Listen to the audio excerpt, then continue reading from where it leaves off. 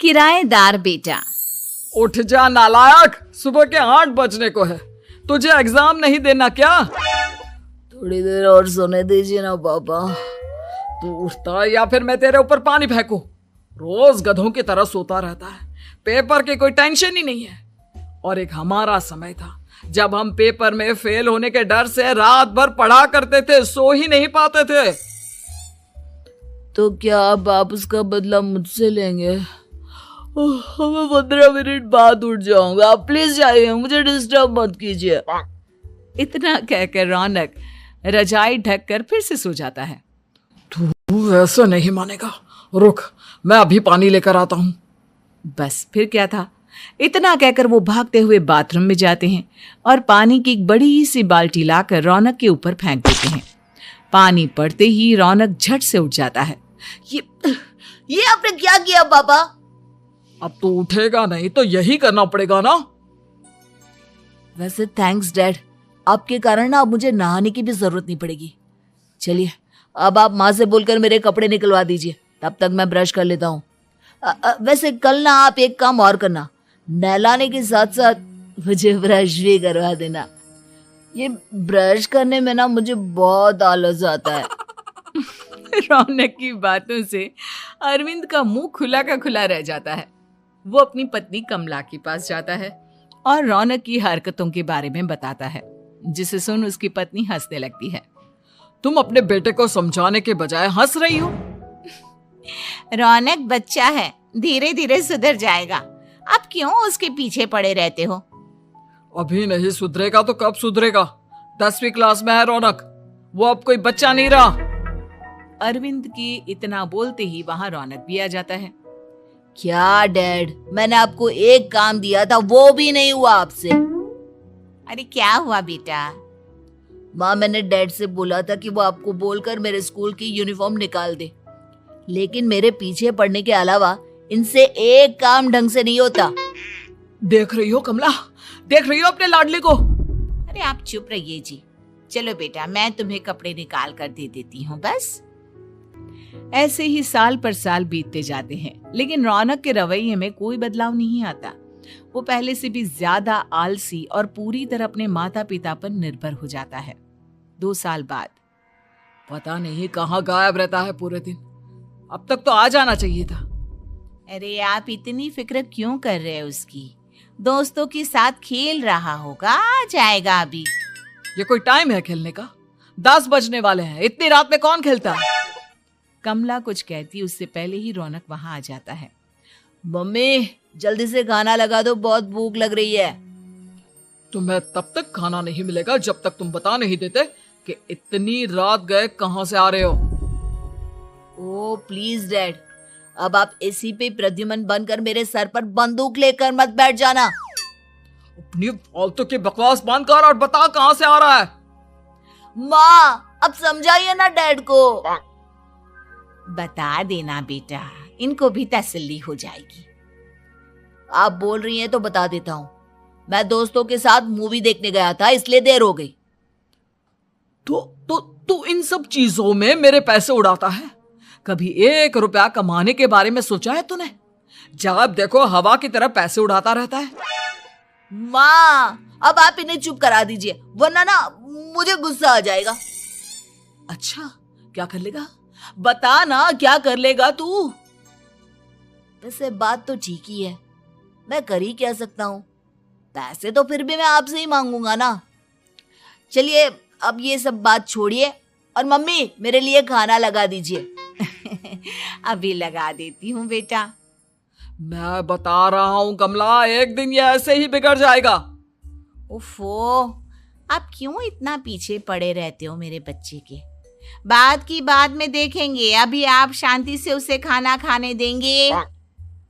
अगले दिन, डैडी मुझे 10,000 रुपए चाहिए। हाँ?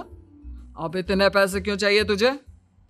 डैड आप बिना सवाल किए कभी पैसे नहीं दे सकते क्या? जब तक तू बताएगा नहीं तुझे पैसे भी नहीं मिलेंगे। अरे अब आप अपने बेटे को पैसे भी नहीं दे सकते? नालायक, तेरी उम्र के लोग नौकरी करते हैं और एक तू है जो नौकरी करने का नाम ही नहीं लेता कभी। आप लोगों के होते हुए भला मैं नौकरी क्यों करूं? अरे हम कब तक पैसे देंगे तुझे? तुझे भी तो अपने पैरों पर खड़ा होना होगा ना। कौन सा उधार के पैरों पर खड़ा हूं? अपने ही तो पैरों पर खड़ा हूं मैं। इसी तरह रौनक दिन प्रतिदिन लापरवाह होता जाता है। उसकी लापरवाही को देखते हुए अरविंद और कमला अपने बेटे की शादी कराने का फैसला लेते हैं और 1 महीने के अंदर अंदर ही रौनक की शादी मेघा नाम की लड़की से करा देते हैं। शादी के कुछ दिन बाद, रौनक, मुझे एक अच्छी सी साड़ी चाहिए, आप ला दोगे ना? हाँ, क्यों नहीं। कितने तक की आती है साड़ी? यही करीब 5,000 तक की। तुम चिंता मत करो, मैं आज ही डैडी से पैसे मांगकर तुम्हारे लिए साड़ी ले आऊंगा। आप कब तक ऐसे ही अपने पापा से पैसे मांगते रहेंगी? कोई अच्छी सी नौकरी क्यों नहीं कर लेते आप? अरे डैड के होते हुए मुझे नौकरी करने की जरूरत ही क्या है? पर आप ऐसे कब तक उनसे पैसे मांगते रहेंगे? कुछ आपको अपने दम पर भी तो करना होगा ना। अब तुम भी बाकी लोगों की तरह मुझे ज्ञान देना शुरू मत कर देना। साड़ी चाहिए ना तुम्हें, मिल जाएगी बस। इतना कहकर रौनक अपने पिता से पैसे मांगने चला जाता है। डैडी, मुझे 5,000 रुपया चाहिए। अब 5,000 क्यों चाहिए तुझे? वो मेघा को साड़ी चाहिए थी।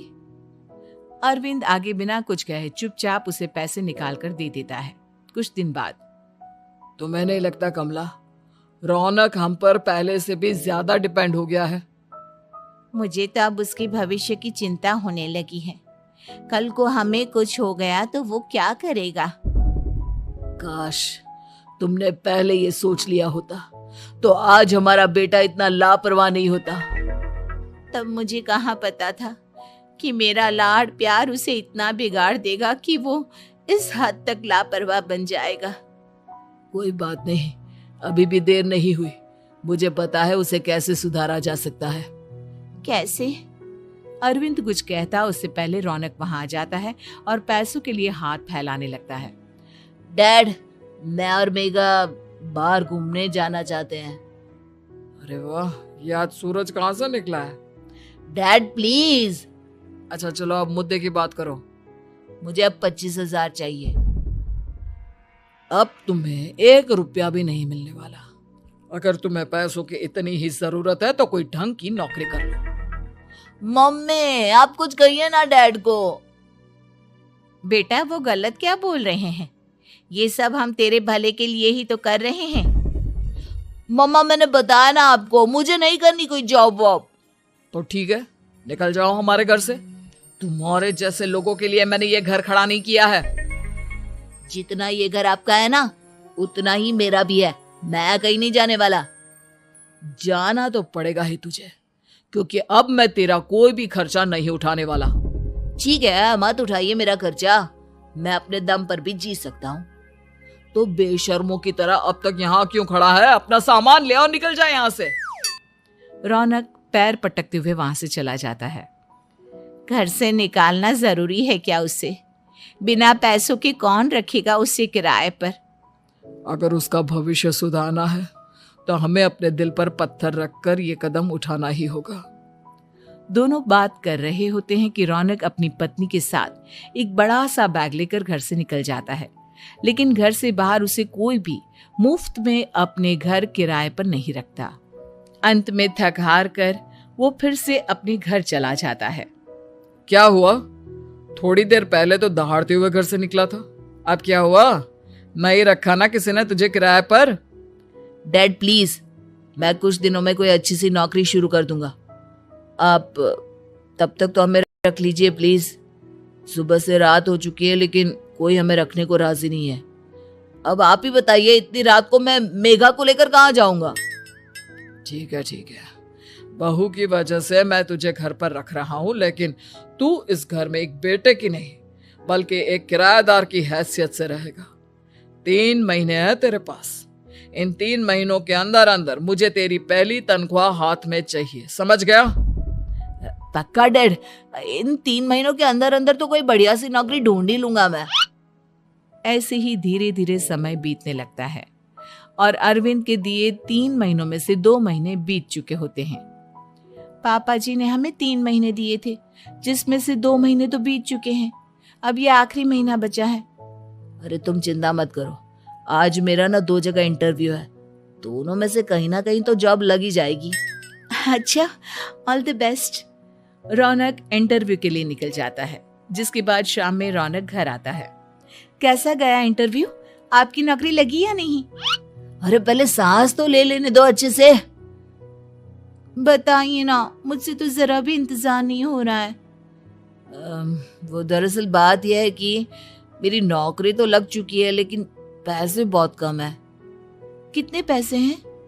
15,000। इतने में अरविंद और कमला मिठाई का डिब्बा लेकर आ जाते हैं। बधाई हो बेटा। हम जानते थे तेरी जॉब जरूर लगेगी। लेकिन मेरी सैलरी बहुत कम है मम्मा।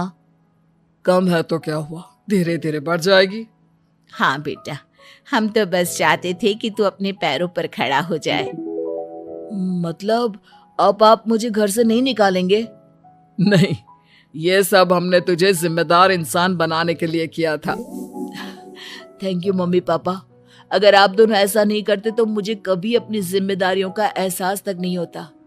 आज आपने मुझे सिखा दिया कि इंसान का अपने पैरों पर खड़ा होना भी जरूरी होता है। इतना कहकर रौनक झट से अपने माता पिता के गले लग जाता है और अपनी कमाई की पहली तनख्वाह वो अपने माता पिता के हाथ में सौंपता है।